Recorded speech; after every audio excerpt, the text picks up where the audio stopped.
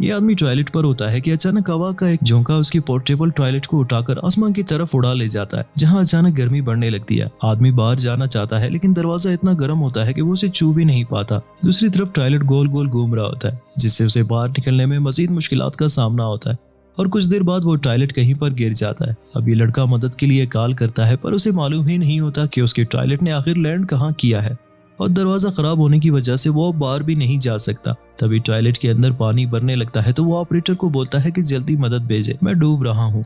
पर जब ऑपरेटर वहाँ के मैप को ढूंढने लगती है तो उसे पता चलता है कि आसपास कोई पानी ही नहीं है। पानी की सतह मुसलसल बढ़ने लगता है और लड़का मदद के लिए चीखो पुकार करता रहता है कि तभी ऑपरेटर उसे अपने जेब में एक सिक्का ढूंढने को बोलती है ताकि वो दरवाजा खोल सके।